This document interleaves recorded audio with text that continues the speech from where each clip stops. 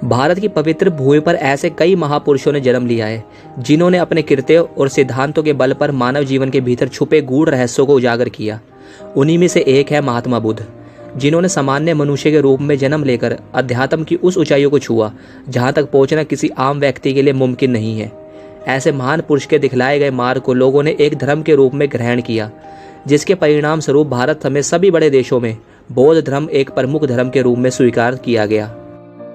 महात्मा बुद्ध का वास्तविक नाम सिद्धार्थ था, किंतु गौतमी द्वारा पाले जाने के कारण उन्हें गौतम भी कहा गया।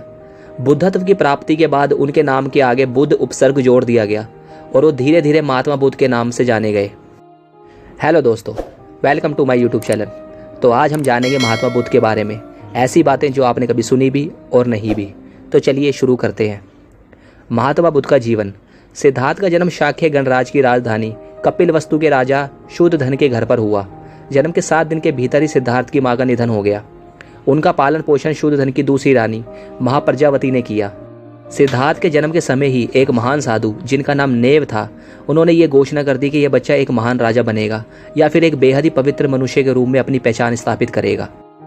इस भविष्यवाणी को सुनकर राजा शुद्धोधन ने अपनी समर्थ की हद तक सिद्धार्थ को दुख से दूर रखने की कोशिश की, लेकिन छोटी सी आयु में ही सिद्धार्थ जीवन और मृत्यु की सच्चाई को समझ गए। उन्होंने ये जान लिया कि जिस प्रकार मनुष्य का जन्म लेना एक सच्चाई है, उसी प्रकार बुढ़ापा और निधन भी जीवन का एक अटल सत्य है। संसार की सबसे बड़ी सच्चाई जानने के बाद महात्मा बुद्ध संसारिक खुशियों और विलासिता भरे जीवन से पूरी तरह से विमुख हो गए। राजपाट के साथ पत्नी और पुत्र को छोड़कर उन्होंने एक साधु का जीवन जीना शुरू कर दिया। बुद्धत्व की प्राप्ति। 2 अन्य ब्राह्मणों के साथ सिद्धार्थ ने अपने भीतर उपज रहे प्रश्नों के हल ढूंढने शुरू किए, लेकिन समुचित ध्यान लगाने और कड़े परिश्रम के बाद भी उन्हें अपने प्रश्नों के हल नहीं मिले। हर बार असफलता हाथ लगने के बाद उन्होंने अपने कुछ साथियों के साथ कठोर तप करने का निर्णय लिया। 6 वर्षों के कठोर तप के बाद भी वे अपने उद्देश्य को पूरा नहीं कर पाए। उसके बाद उन्होंने कठोर तपस्या छोड़कर आर्य अष्टांग मार्ग, जिसे हम मध्यम मार्ग भी कहते हैं, ढूंढ निकाला।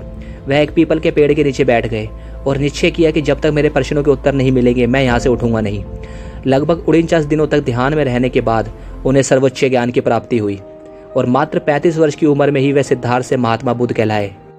ज्ञान की प्राप्ति होने के बाद महात्मा बुद्ध 2 व्यापारियों तपूसा और भलीगा से मिले, जो उनके पहले शिष्य या फिर चेले बने। वाराणसी के समीप स्थिर सारनाथ में उन्होंने अपना पहला धर्मोपदेश दिया। बुद्ध का महापरिनिर्वाण। महापरिनिर्वाण का अर्थ होता है मुक्ति या फिर अंतिम मौत। बौद्ध धर्म से जुड़े साहित्यों के अनुसार 80 वर्ष की आयु में महात्मा बुद्ध ने यह घोषित कर दिया था कि बहुत ही जल्द वे महापरिनिर्वाण की अवस्था में पहुंच जाएंगे। इस कथन के बाद महात्मा बुद्ध ने एक लोहार के हाथ से आखिरी निवाला खाया। इसके बाद वे बहुत ज़्यादा बीमार हो गए। लोहार को लगा कि उसके हाथ से खाना खाने के कारण महात्मा बुद्ध की यह हालत हुई है, इसलिए महात्मा बुद्ध ने अपने एक शिष्य को कुंडा नामक लोहार को समझाने के लिए भेजा। वैद्य ने भी यह प्रमाणित कर दिया था कि उनका निधन बुढ़ापे के कारण हुआ है, न कि जहरीला खाना खाने के कारण। तो आज की वीडियो में सिर्फ इतना ही। फिर लौटेंगे एक नई वीडियो के साथ बहुत जल्द। तब तक के लिए गुड बाय, थैंक यू।